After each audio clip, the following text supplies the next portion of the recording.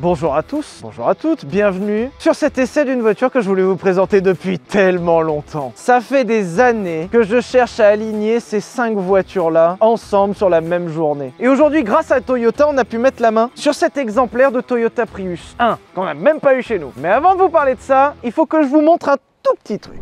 En fait, un système hybride, c'est pas magique. L'idée, c'est qu'on prend une voiture thermique auquel on rajoute un récupérateur d'énergie avec une petite batterie.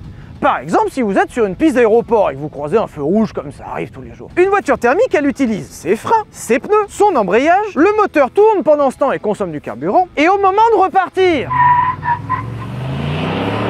ça reconsomme de l'essence. Alors qu'une voiture hybride, elle n'a pas utilisé ses freins, puisque c'est le moteur électrique qui freine la voiture. Elle utilise très peu ses pneus, pas d'embrayage, il n'y en a pas, elle n'a pas consommé de carburant puisque le moteur est éteint, et au moment de repartir, elle repart sur l'énergie qu'elle vient de récupérer. On passe de tout payant à tout gratuit, et c'est ça la force du système hybride.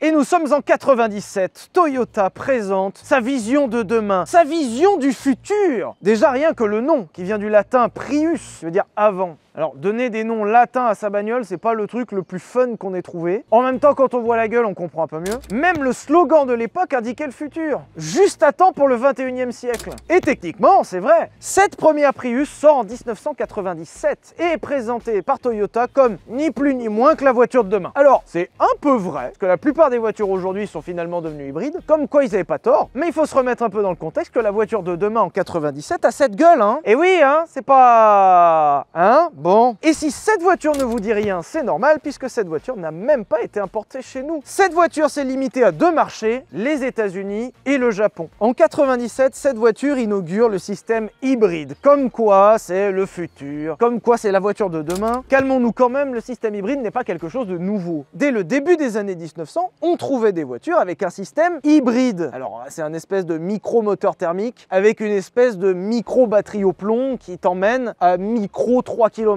C'était à voir comme une alternative au cheval. Donc le cahier des charges était moins élevé quand même. Pour tout vous dire, même certains tanks de la Seconde Guerre mondiale embarquaient des systèmes hybrides et Ferdinand Porsche, c'est-à-dire le créateur de Porsche, avait lui-même aussi posé plusieurs brevets de systèmes hybrides. On n'est donc pas sur quelque chose de nouveau. Là où c'est nouveau et là où en 97 Toyota révolutionne le game, c'est que c'est la première fois que c'est appliqué en série. Cette Prius était là pour répondre à une demande écologique. Il faut quand même se remettre dans le contexte qu'on est à la fin des années 90. Et même à cette époque-là, on commençait à avoir des préoccupations écologiques. Même à cette époque-là, beaucoup de constructeurs essayent de proposer leur vision de demain. Et systématiquement, la vision de demain passe par une consommation limitée. Et Toyota s'inscrira là-dedans avec cette Prius. Cette voiture est la voiture de demain. Mais cette voiture est aussi japonaise. C'est-à-dire que les Japonais, ils aiment pas trop les révolutions. Eux, leur truc, c'est les évolutions. C'est pas pareil. Donc, en pure tradition japonaise, ils partent de l'existant de partout et ils y ajoutent une petite nouveauté. C'est pour ça qu'à la gauche du compartiment moteur, c'est littéralement le même moteur Toyota qu'on retrouvait sous tout leur capot. Un 4 cylindres en ligne d'1,5 litre de cylindrée qui sort une grosse 50aine de chevaux. La perf est souvent l'opposé de la conso. En général, les deux vont de pair et inversés. Okay. Et on voit bien l'organisation où ils ont littéralement coupé un compartiment moteur en deux, avec là le passé, le moteur thermique, et là le futur, le moteur électrique. C'est juste une petite boîte, hein. Ce moteur électrique fournit aussi une 50aine de chevaux et cumulé, puisque les deux n'ont pas une même plage de puissance et de couple, on obtient de façon régulière environ 70 chevaux. Voilà. Le futur.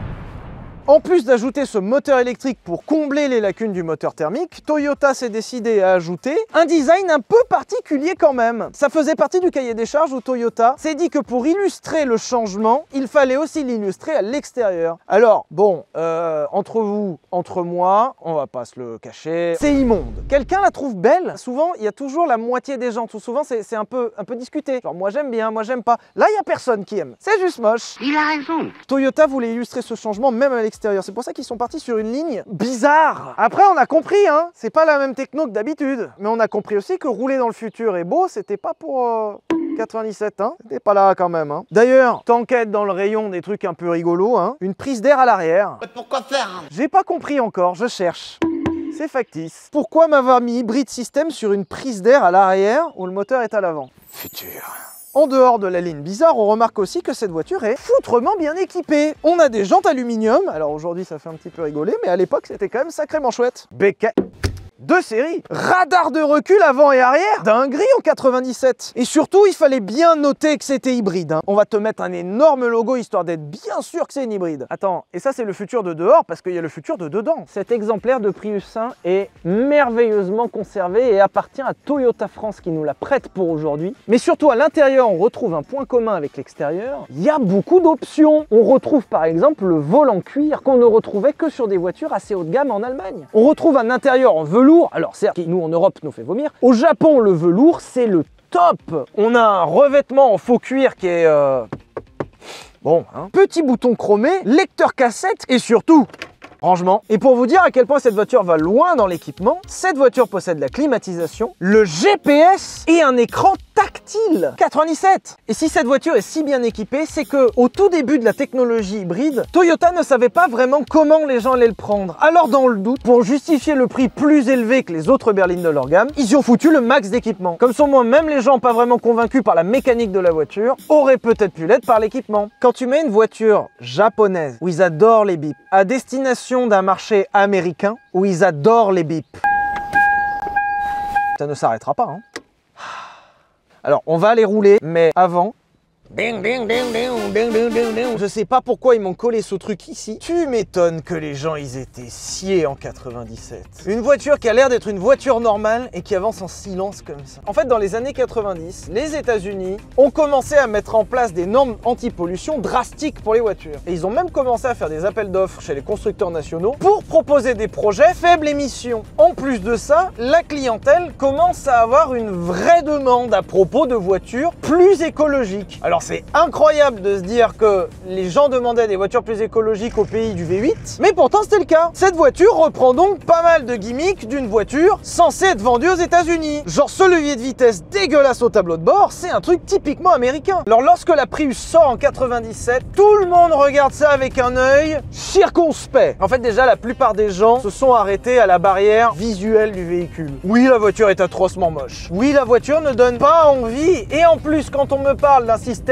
hybride avec un moteur électrique, la plupart des gens ont commencé à se poser la question de la fiabilité. Est-ce que je fais bien d'acheter cette technologie nouvelle qui peut me claquer entre les doigts et me coûter une fortune à réparer? Parce qu'en parlant de fortune, cette voiture était franchement chère. En fait, cette voiture coûtait 1,5 fois le prix d'une Civic qui était vendue dans la même époque. Pour une voiture moche, pour une voiture moins performante, pour une voiture moins pratique et pour une voiture avec un truc dedans qu'on sait pas si ça va me lâcher ou pas entre les pattes bientôt. Ok, elle consomme pas, mais bon. Et ce qui me sidère le plus actuellement, c'est que c'est super facile à conduire. C'est une voiture qui date de la fin des années 90. Donc une voiture qui affiche plus de 25 ans au compteur. Il y a une très bonne partie d'entre vous qui a même pas cet âge. Et pour une voiture qui a plus de 25 ans, je suis désolé, mais ça marche vachement bien, hein. Ah, bon, alors le frein, c'est dur à doser. Il n'y a pas trop de bruit pourri à l'intérieur. Le moteur est un peu bruyant et j'ai pas encore tapé dedans, mais par rapport à ce que j'ai sous le capot, c'est pas si mal. L'amortissement est très mou et le volant donne pas vraiment envie de jouer au con. Mais je crois que c'est ça la Prius. Alors, ce qui fait la particularité des systèmes hybrides, lorsque j'appuie sur les freins, j'actionne le moteur électrique qui s'utilise comme un régénérateur de batterie. Sauf que comme ça passe à travers la même pédale qui est censée actionner soit les freins, soit le moteur, la transition est un peu spéciale. Allez, petite ligne droite.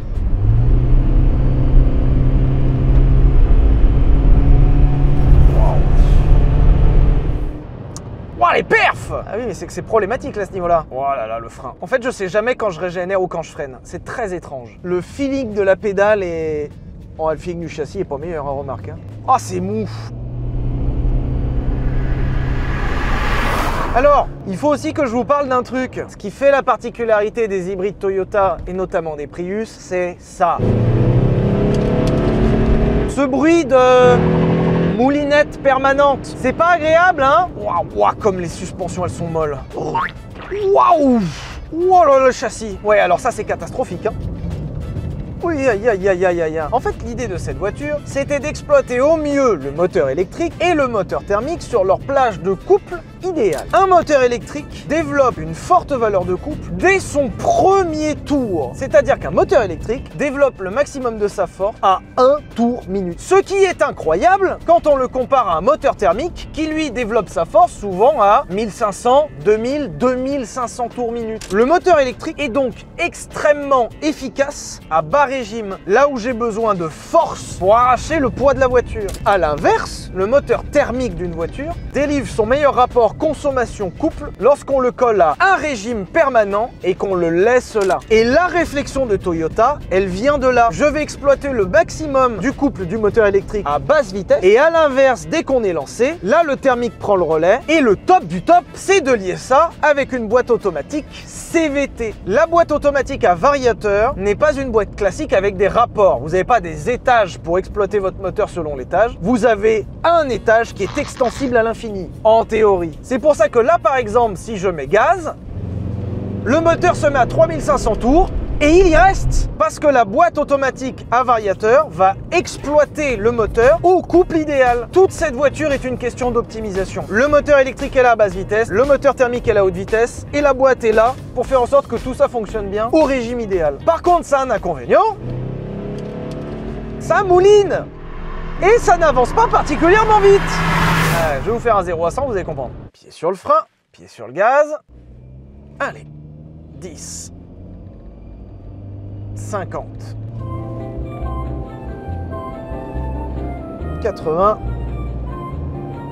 100. En vrai, je suis mauvaise langue, ça marche pas si mal. 130, 140, 150, 160. Putain, pas mal pour une voiture de 70 chevaux. En vrai, je trouve que ça va. Par rapport au fait qu'on est sur une chaise longue mobile, ouf. Les reprises sont... Alors le châssis est d'une imprécision notoire. Qu'est-ce que c'est mou? En fait, c'est l'illustration de cette voiture, molle. Waouh! Alors, ça se cramponne quand même pas trop mal. Le châssis est pas nul, c'est juste qu'il est si peu engageant. Quand je fais ça, il se passe rien. Alors c'est réglé sous virage, hein. L'avantage, c'est qu'on a le temps de profiter de dehors, hein. Je suis en train de sauver la planète, ok? C'est du chewing-gum dans de la purée. Hop là, là on arrive sur une purée. Hop là, je tente la petite glissouille. Ah, par rapport à la fiche technique, ça marche pas si mal. Je m'attendais vraiment à un truc poussif. Alors c'est pas une Lamborghini, mais c'est pas si horrible quoi. Alors on en est au stade où je suis en train de dire que c'est pas si horrible, hein. Ça fonctionne. Et la conso est actuellement de 10 litres 6 au 100, alors que je fais le con. Franchement ça va. Si vous vous posiez la question, oui cette voiture n'est pas si mauvaise. Et j'en suis d'ailleurs moi-même un peu surpris. Cette voiture ne consomme rien, et cette voiture, à part le fait qu'elle est extrêmement moche, aurait quand même dû connaître un peu le succès. Non, non, non, non, non. Cette Prius a été un énorme bide.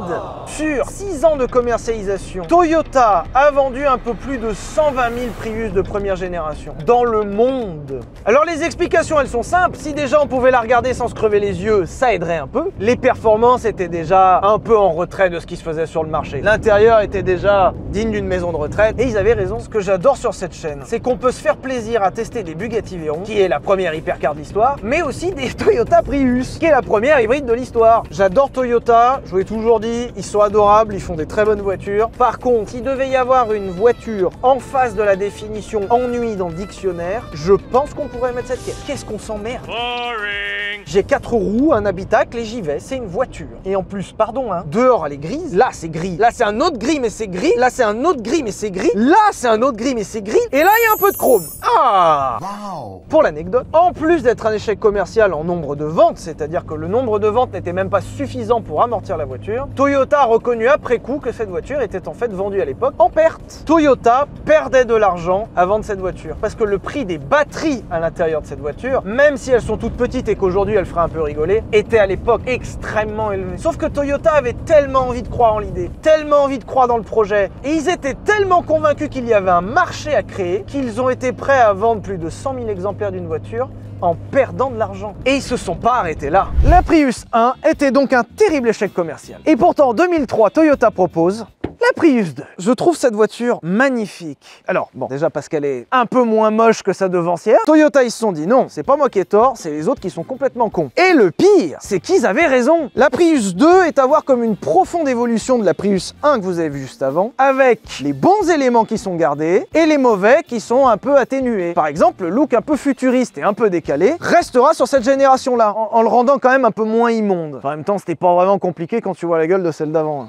Mais qu'est-ce que c'est moche moche, ce truc c'est fou hein. Alors les principales lacunes de la Prius 1 étaient un espace à l'intérieur un peu limité, et celle-ci corrigera un peu le tir en proposant un peu plus de place. Des aspects pratiques revus avec à l'arrière pour la première fois un haillon sur la Prius. Et surtout, ah putain on a un nouveau bip. Alors c'est pas le même bip qu'avant.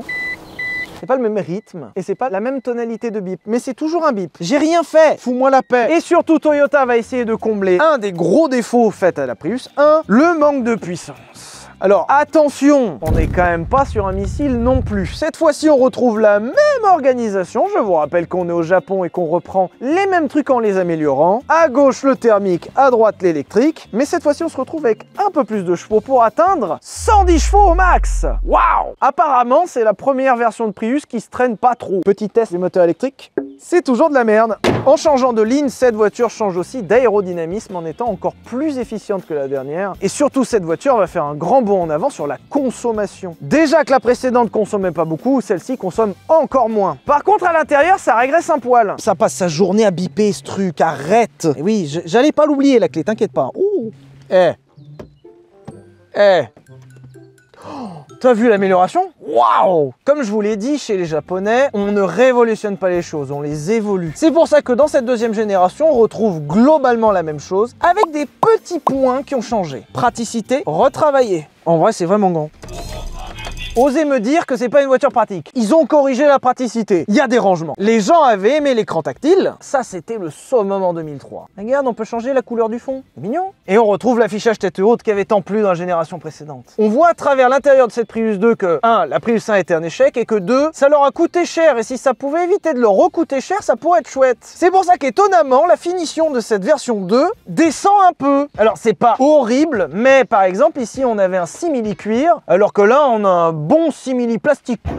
On avait un volant cuir qui était vraiment de très haute qualité. Là, la plupart du volant, c'est du plastique et du faux cuir. Et surtout, malgré le fait que cette voiture arrive 7 ans plus tard, cette voiture n'a pas plus d'équipement. Au contraire, elle en a même moins. Par exemple, j'ai encore l'écran tactile, mais j'ai plus le GPS. Je n'ai plus le radar de stationnement à l'avant. Pourquoi? Par contre, j'ai le régulateur de vitesse. Ah! Et surtout, on va les rouler. Alors déjà, première chose, changement d'ambiance. La Prius numéro 1 fait un peu petite voiture, un peu fragile, un peu fluette. Celle-ci fait voiture presque normale. À part une chose, la position de conduite. Putain de merde. Alors avant c'était un fauteuil, là c'est quoi? Un tabouret de bar. Je suis pas bien installé. Attends, si je le mets en rond. Alors, on est bien là?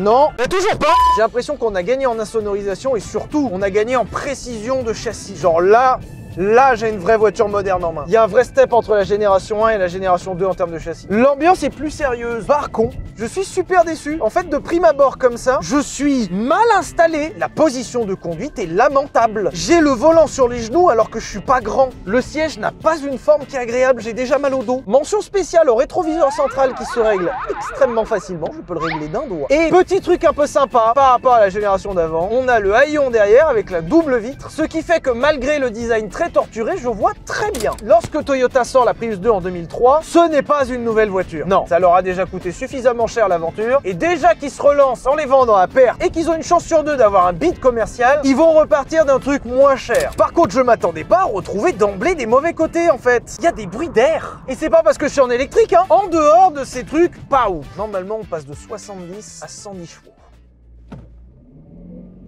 Ça marche mieux. Ça marche mieux. Alors attention, hein, c'est pas l'accélération de l'année, mais quand même. Bon, c'est pas... Ça marche pas phénoménalement mieux. C'est un peu plus exploitable, ça a plus de couple, mais c'est pas non plus l'accel de l'année, quoi. Attention, là, on va tester le châssis.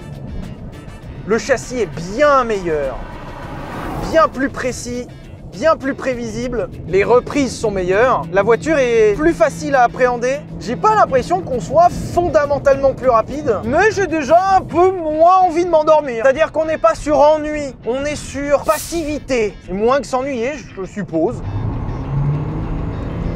Je crois qu'on n'a jamais conduit si vite en Prius. Le frein est beaucoup plus facile à doser que dans la génération 1 et on sent quand même c'est la génération 1 en plus travaillé. Par contre, on n'est pas sur une voiture incroyablement différente. Et j'ai l'impression que j'entends encore plus de bruit de la part du moteur. Cette version 2 n'est pas la révolution de l'année. Et pourtant, cette voiture aux États-Unis était, au début des années 2000, la voiture la plus à la mode que vous puissiez acheter. Cette merde-là, avec sa gueule abominable, cette voiture, c'était l'une des voitures les plus stylées du début des années 2000. En fait, beaucoup de stars, notamment notamment hollywoodiennes, avec par exemple Leonardo DiCaprio, ont commencé à acheter ce genre de voiture. Leonardo DiCaprio, là, il était dans la même situation que vous et moi actuellement. Ce mec a conduit ça.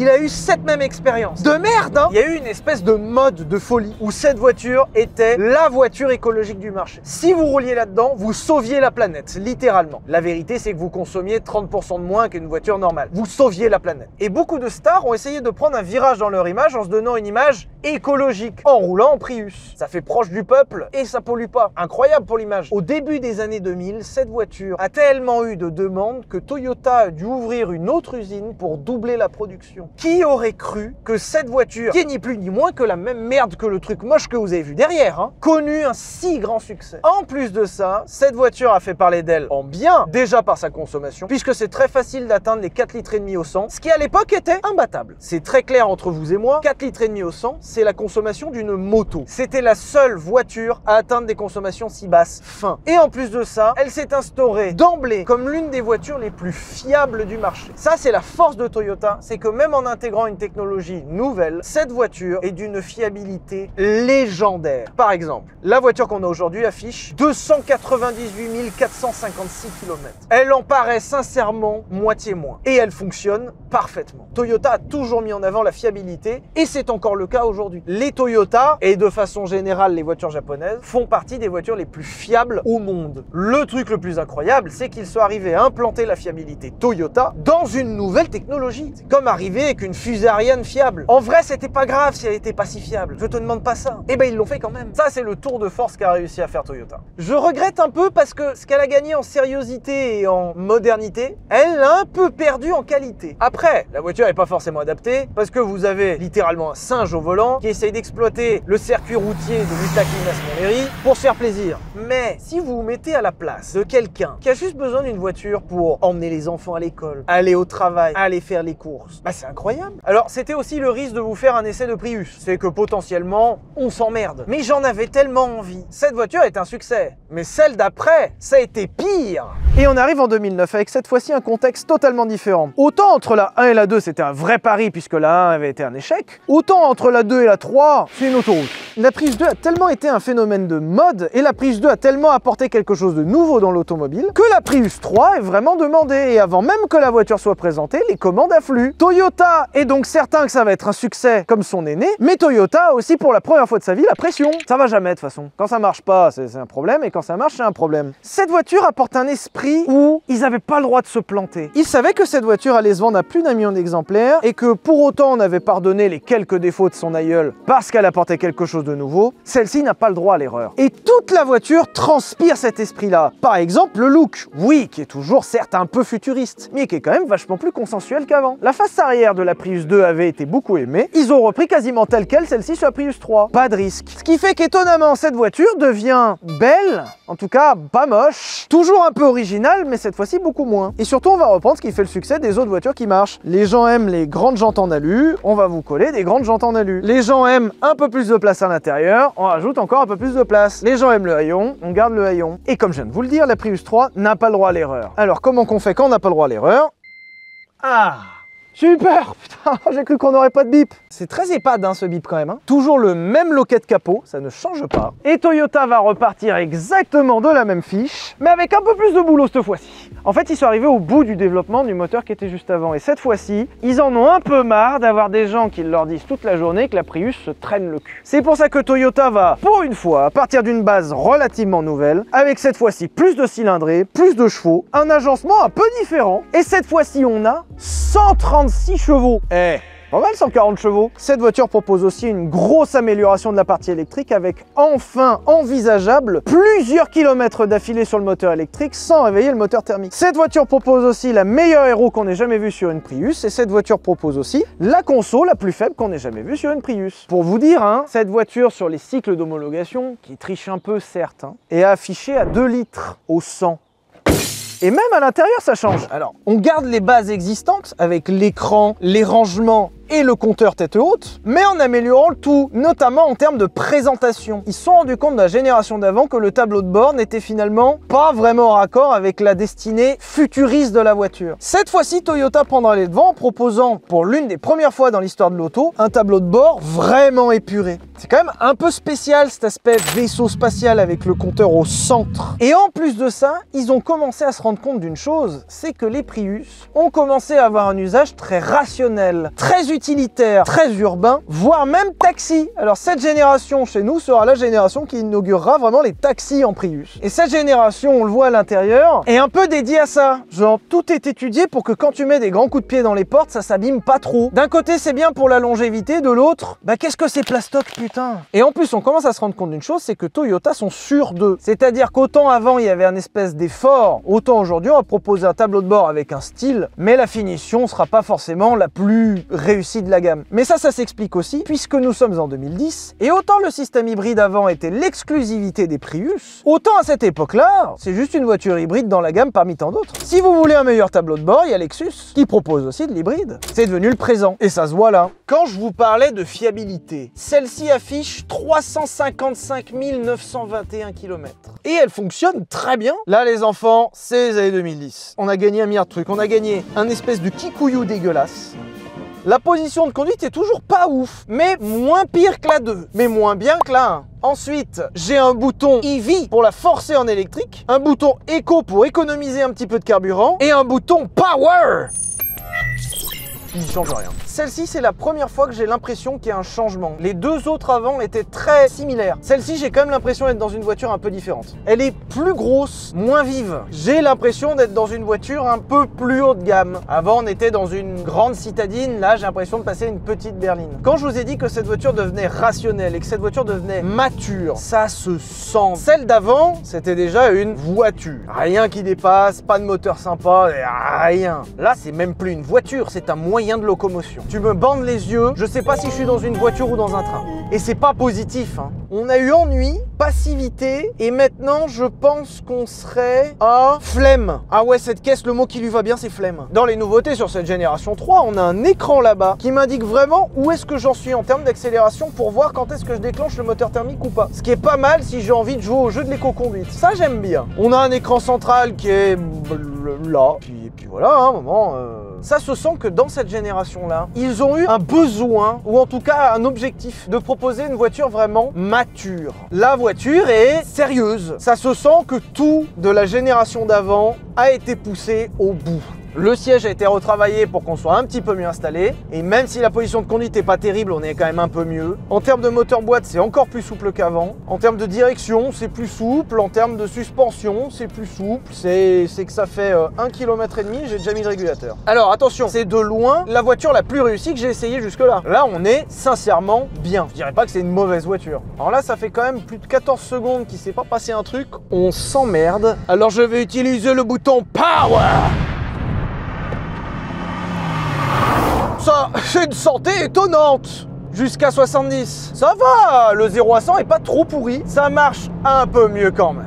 Alors je reconnais que les performances, c'est du jamais vu dans une Prius, hein. Alors on est passé de très lent à lent. Mais c'est du jamais vu dans une Prius. Alors la voiture est étonnamment plus lourdingue.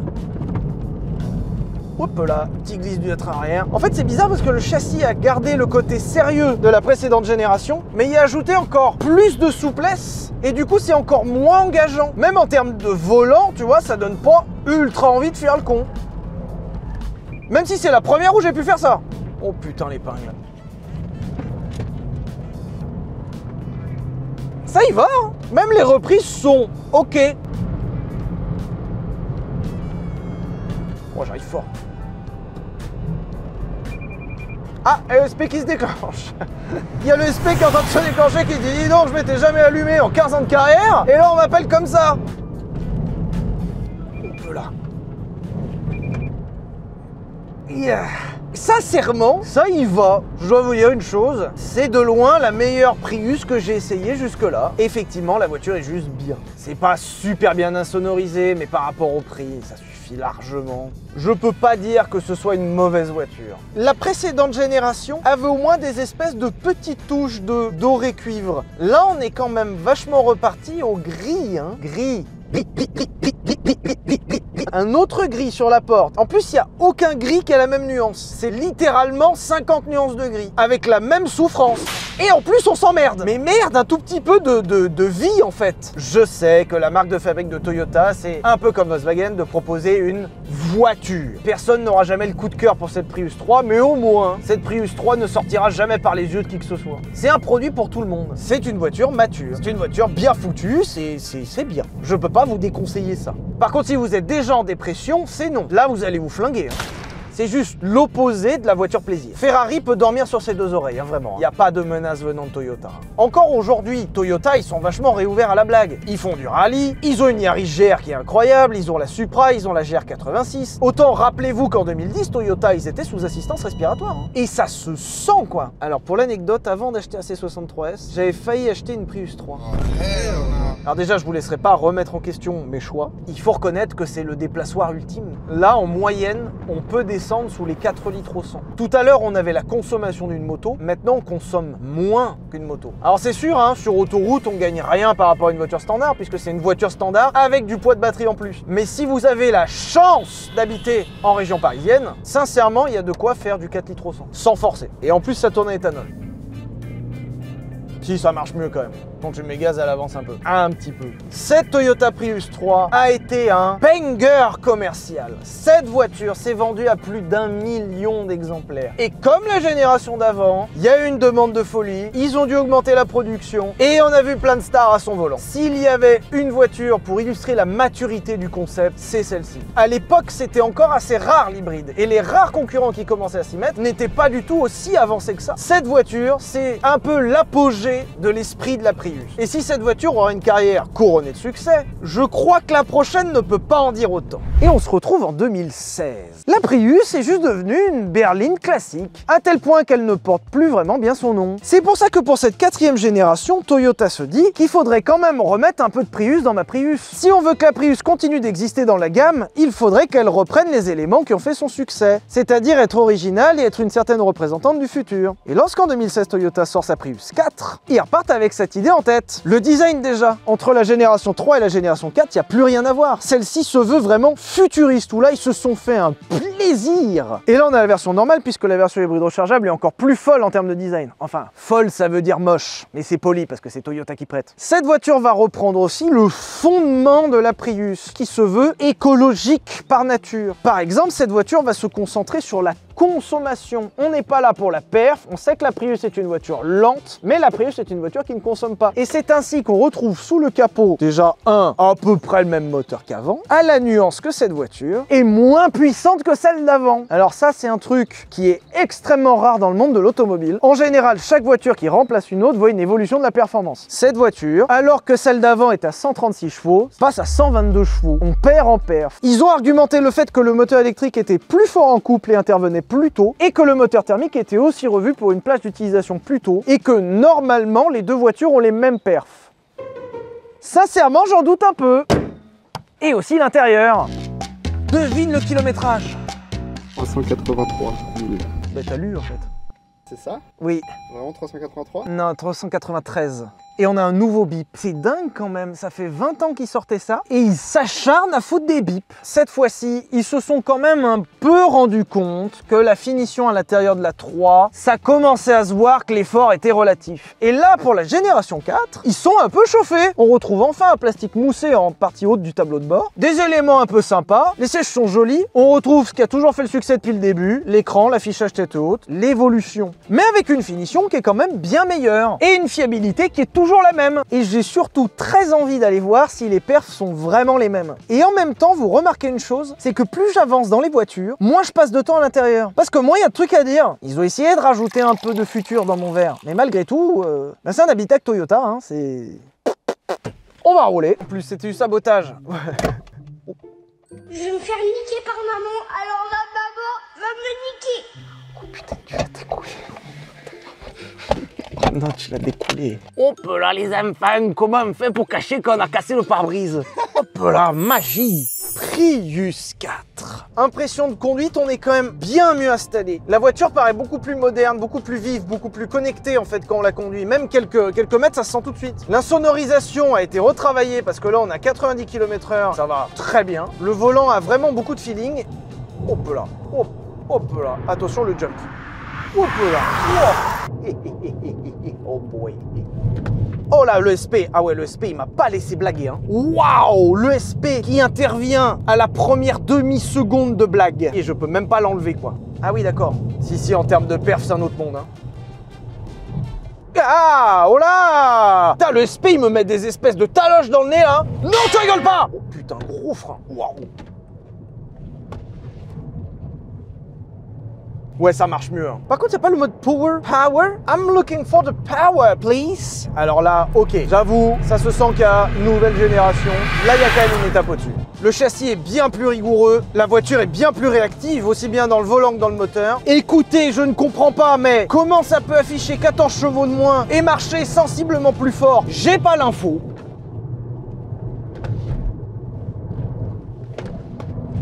Le SP, il a quand même un peu du mal. Et attention, mesdames et messieurs, c'est la première Prius où je ne m'emmerde pas. Yes! Merci à tous. Alors attention, c'est pas marrant, mais c'est pas déplaisant. Pour l'instant, de tout ce que j'ai vu, la Prius 4 est juste une très bonne voiture. À part ce kikuyu de nouvelle génération qui est toujours aussi dégueulasse, mais encore un peu plus moche, c'est une super voiture à acheter. En fait, le problème, c'est qu'on est à la fin des années 2010 et la concurrence commence à être costaude. La plupart des constructeurs ont proposé leur vision de l'hybride et elle est souvent très réussie. Et la plupart des voitures vendues chez Toyota sont hybrides, c'est-à-dire qu'il y a de la concurrence au sein de la même marque, parfois dans des carrosseries moins incongrues. Pourquoi acheter une Prius quand je peux acheter un CHR par exemple, qui est plus compact, plus polyvalent, plus pratique, moins moche et qui possède littéralement le même moteur. Le principal problème de la Prius 4, c'est pas la Prius 4, c'est les autres. Le principal problème de cette voiture, c'est qu'au moment où elle sort, bah, c'est un peu trop tard. Putain, encore un faisan, mais arrêtez, il y a des poulets. Alors faites gaffe, il y a des poulets sur la piste, des espèces de poulets sauvages. Le problème, c'est que le côté incongru de cette voiture et le côté pardonnable de ses défauts, parce que c'était la seule à proposer ça, n'existe plus. C'est même plus la plus réussie des hybrides. Pourquoi? C'est comme si j'arrivais vers vous avec l'information cruciale qu'Internet vient de sortir et que c'est très chouette. C'est super comme info, hein, mais ça a 20 ans de retard. En fait...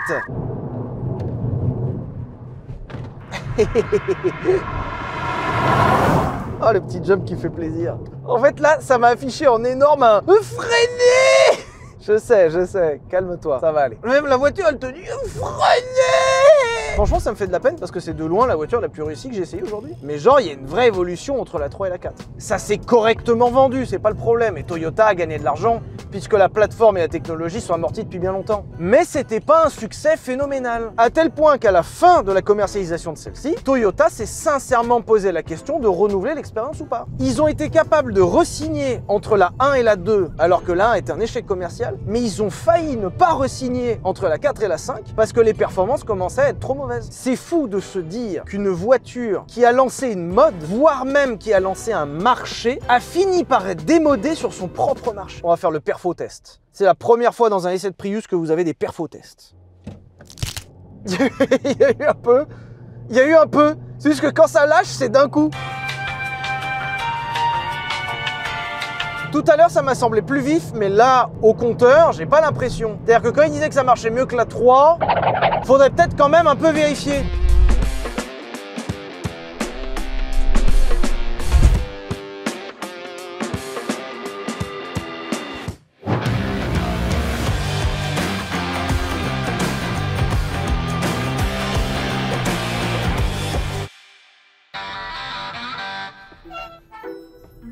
Putain, mais comment il fait ça? Moi, ça marche pas, moi. Le rider. Je peux pas le faire. Comment tu fais? T'as mis le frein à main. Mais ça marche pas, moi. Top tip pour les propriétaires de Prius 1, faites pas de drag race ou changez de bagnole. Oh, il est presque poli, le tien. Pardon. Tu sais que j'ai un meilleur klaxon sur la moto? C'est pour pas gêner. Non mais... Pardon, excusez-moi. Attends, pardon, je vais me concentrer, je vais me mettre dans ma course. Un bon petit déj, ça me ferait peut-être du bien. Non, concentration. Vitesse. Oh putain, je suis prêt.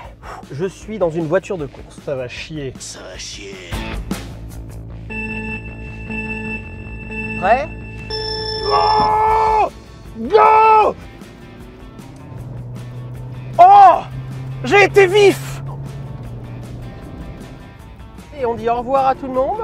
Au revoir et hop là, on est devant. Mais ça va! Joseph, toujours l'intéressant. Par contre, la Prius 3 est plus rapide que la 4.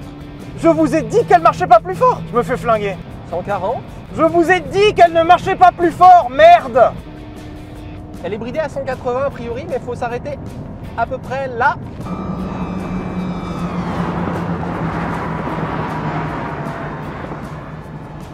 Oh, faut freiner, hein! En vrai, ça freine bien. Ça peut faire test de freinage aussi. Putain, il freine bien, ouais, dis donc. Ouais, quand t'as de la batterie, il y a no match. Mais ouais, en fait, c'est la batterie qui marche. Je me suis fait défoncer. J'ai envie de faire un départ lancé. Vous étiez où? On voit plus! Monsieur avec sa bagnole à 50 000. Vous êtes où? Mais Joseph, par contre, tu peux réagir en moins de 5 secondes ou pas? Non, il y arrive pas, vraiment. Que nous, on était déjà à Auxerre. C'était pas une bonne idée d'enlever le traction control, parce que juste la voiture, elle a fait au démarrage. Bon, alors, dans le doute, on va en refaire une, Ok. histoire d'être tous bien. Ah bah bien sûr. Et dans le doute, après, on fera un départ lancé, parce que je veux beaucoup savoir ça. Les vraies questions seront répondues. Exactement, c'est ça qu'on veut savoir, nous. Quelle est la Prius qui marche le plus fort? On est venu là pour ça. C'est super agréable à conduire. En vrai, je vais pas dire que j'en veux une parce qu'il faut pas déconner non plus. Parce que à la fin, t'as quand même une voiture qui ressemble plus à un chausson aux pommes qu'à une bagnole. En avant pour l'aventure, ta ta la la. Bon, Joseph, cette fois, tu pars à l'heure, hein? Ça change quoi? Je te rattrape. Non, mais il faut que tu partes à l'heure, qu'on sache. C'est ma première drag race dans ma vie. Évidemment, con comme je suis, il y en a eu déjà. Mais pas dans ce cadre-là. Genre vraiment la ligne, la piste d'aéroport, la journée prête pour. Ça, c'est nouveau et c'est chouette. Par contre, si ça avait été avec des McLaren, des Ferrari, des Lamborghini, ça aurait peut-être été un poil mieux. Mais c'est des Prius.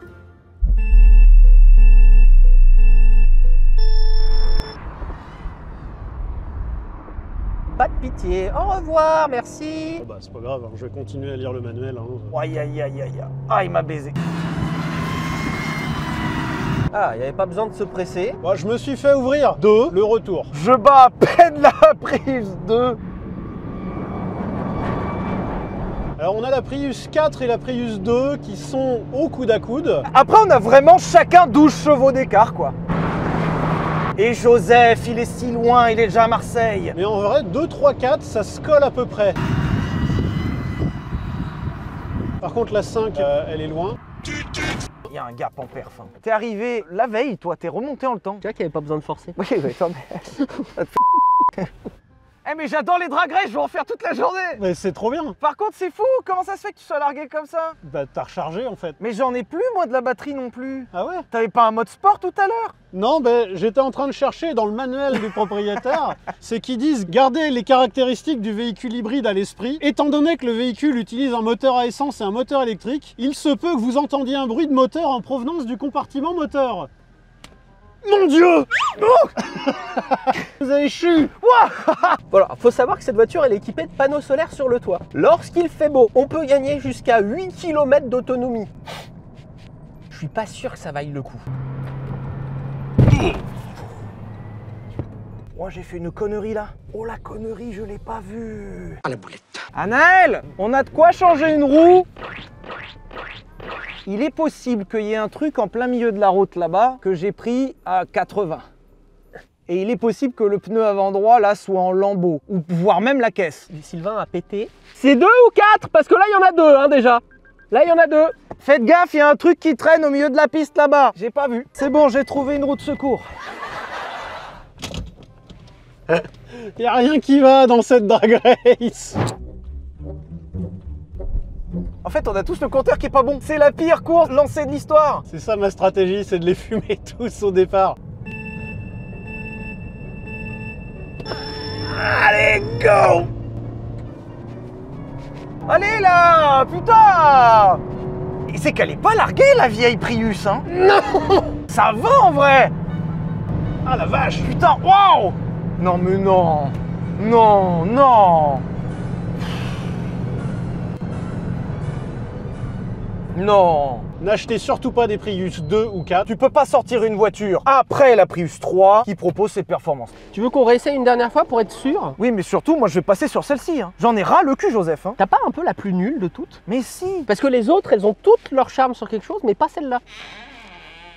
C'est une épave. Oui, la 4 elle est nulle. Hein. Bah c'est une vraie merde. Hein. C'est honteux. Et t'es pas largué. Hein. Non mais attends, 70 chevaux. Ouais, y a ma caméra qui a renoncé là. Moi la mienne elle est trop bien, je suis hyper bien dedans. Hein. C'est tout feutré de partout. Regarde-moi l'autre grosse merde. Il est au taquet avec son épave là. Heureusement que Toyota a corrigé le tir avec la génération d'après. Hein.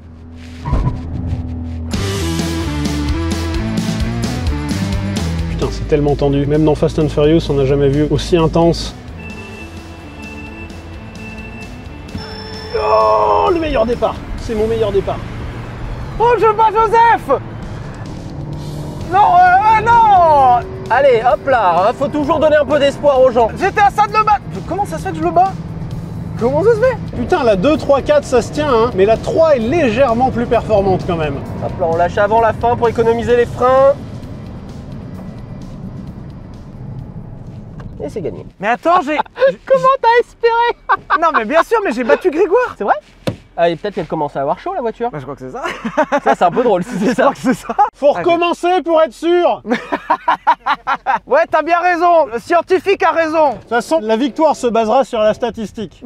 Plus tu fais d'essais, plus t'es juste. Tu veux montrer une chaîne bâclée ou tu veux montrer vraiment une expérience importante pour l'humanité? Bah alors du coup, faut continuer à faire des accels en Prius. Oui. Ah.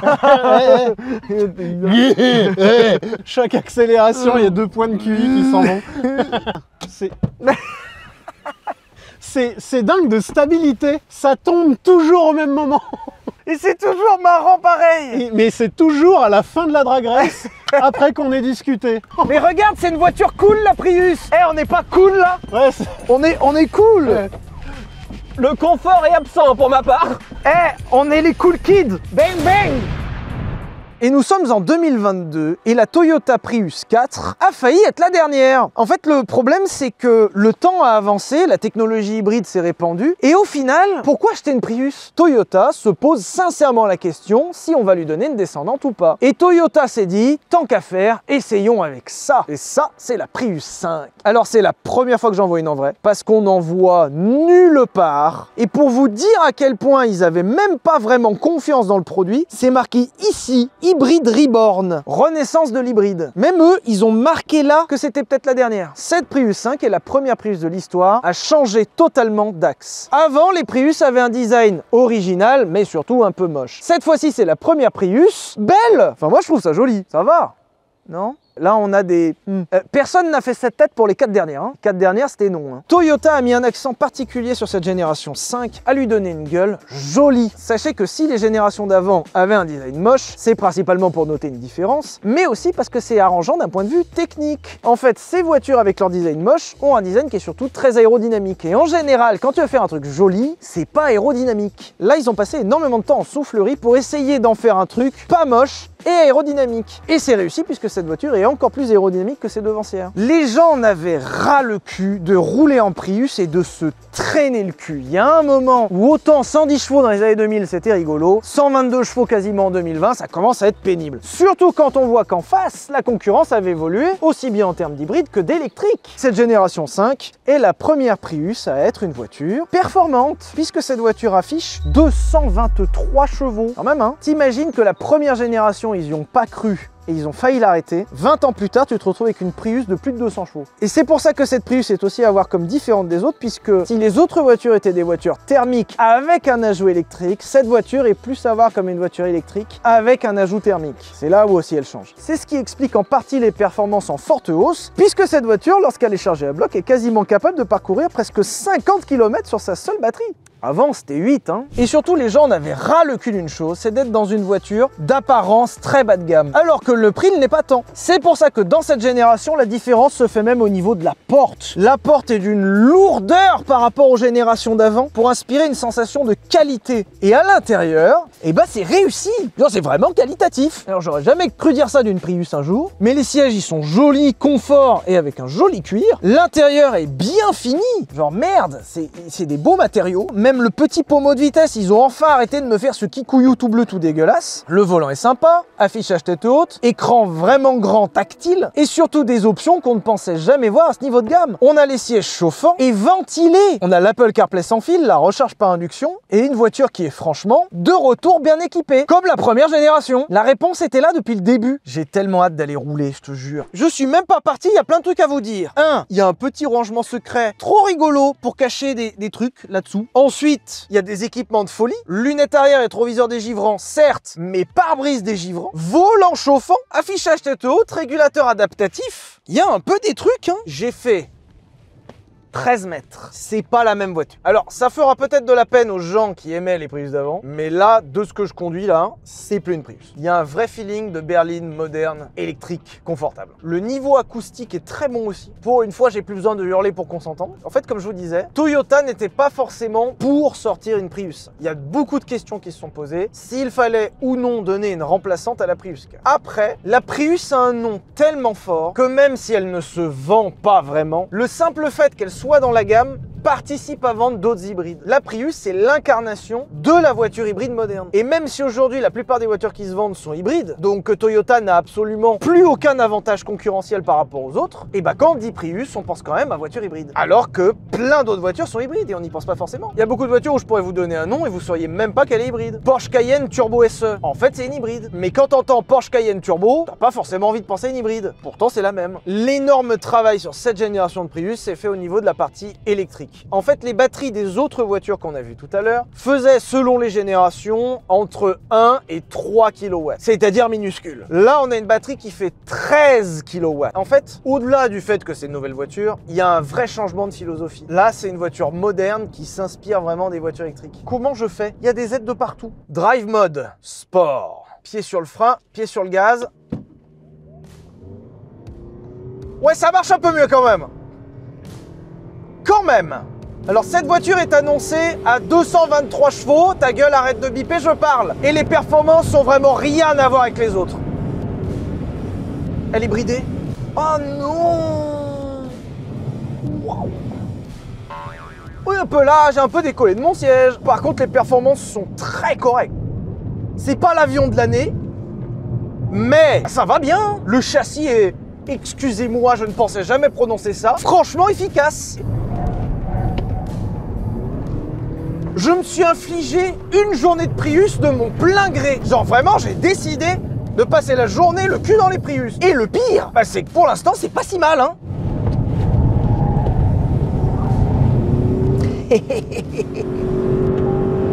Driver inattention detected, look forward. Oui, bah j'arrive. Putain, ouah, il y a un train avant, les enfants. Oh. Moi, je pensais jamais m'amuser que ça. En vrai, c'est bien. Alors déjà, le variateur a été vraiment réglé pour qu'il soit moins déplaisant. Parce que là, ça va. C'est toujours pas aussi sympa qu'avoir une boîte de vitesse normale et des palettes, mais... franchement... c'est pas mal, surtout que les perfs sont là, hein. Quand je mets gaz, ça barre. Bah, c'est là où on sent que Toyota a vraiment voulu changer la donne. C'est la première fois que vous voyez un sourire au volant d'une Prius. La voiture est sympa à regarder, la voiture est sympa à conduire, ça marche bien, le châssis est cool. Merde, je crois que la Prius est devenue une voiture fun. Attends, si je freine... ouais, si, ça freine bien, hein. Je suis content parce que je pensais vraiment passer ma journée à m'emmerder dans des voitures pas super fun, mais intéressantes sur le point de vue automobile. Et celle-ci est juste franchement fun. Mais c'est bien. Wouh. Ah bah, là, ça me fait chier parce que j'allais vous dire justement... que cette voiture tient bien la route, mais que cette voiture sera aussi et sûrement peut-être la moins bien vendue des Prius. En fait, le marché a tellement changé et le mot Prius maintenant est tellement associé à quelque chose de ringard. Et on a la concurrence qui est devenue omniprésente. Tout ce qui sort est hybride aujourd'hui, même les trucs de haute performance. Et quand ils sont pas hybrides, ils sont full électriques. Donc cette voiture n'a plus vraiment d'avantage à proposer par rapport aux autres. En fait, ce qui est dingue, c'est que cette voiture est devenue une excellente voiture. Et franchement, j'ai passé un bon moment, à part les bips de merde. Sit up. Il me dit de m'asseoir correctement. C'est la pire voiture du monde. C'est la pire voiture du monde. Je n'en veux plus. Vous vous démerdez, vous la reprenez, je n'en veux plus jamais. En fait, cette voiture est de loin la meilleure Prius que Toyota ait jamais faite et très certainement l'une des meilleures voitures de la gamme, voire même sur le marché, une très bonne hybride. Et c'est sincère. Le problème, qui a envie de rouler en Prius ? Aujourd'hui, tu dis j'ai une Prius, jamais de la vie tu imagines que tu peux avoir une voiture sympa. Et pourtant, je viens d'essayer, c'est une voiture sympa. Et j'ai encore une fois vraiment de la peine parce que c'est une voiture vraiment réussie et je pense que c'est une voiture qui malheureusement ne trouvera pas son public. Déjà parce que le prix, soyons honnêtes, n'est pas donné, puisque la voiture est autour de 50 000 € quand même. Mais surtout, il y a tellement de choix. Ça me fait chier parce qu'ils vont vraiment en vendre 15 et ça mérite pas. Après, attention, hein, je dis pas que la voiture a pas de défaut. Pour une voiture à ce prix, il y a quand même des trucs un peu dégueux. Dommage. Ensuite, que la voiture me demande de m'asseoir correctement, sincèrement, ça me fait chier. Alors, est-ce qu'elle a raison ? C'est pas la question. Parce que oui, quand t'es assis comme ça en train de parler aux gens, effectivement, elle a raison. Mais j'ai pas envie que la voiture me le rappelle. Et ensuite, c'est une super caisse. Elle ne répond juste pas à la question pourquoi. Mais dans le même temps, je suis ravi qu'elle existe. Et surtout, je suis ravi que Toyota continue à faire des modèles vraiment chouettes d'année en année et essaye de se battre contre la morosité ambiante. La preuve, il y a moins de gris dans l'habitacle. Il y a du noir, il y a des petites touches un petit peu cuivrées, il y a même une petite lumière là. Même elle devient fun. Regarde, hop. Et le SP me permet de faire le con.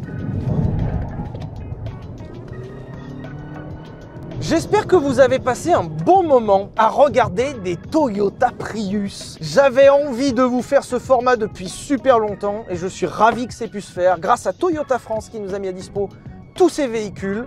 Merci à eux, merci à l'autodrome de Utaklin à Montlhéry qui nous a mis à dispo ce circuit routier magnifique pour la journée et en plus on a eu du soleil. Merci au soleil d'avoir été là. Pensez à vous abonner à cette chaîne, c'est très important. Pensez au pouce bleu, pensez aux commentaires. J'espère que vous avez apprécié, que vous n'êtes pas trop emmerdés et puis gros bisous.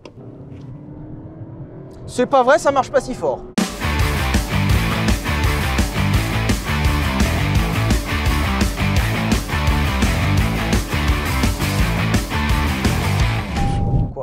Driver inattention detected.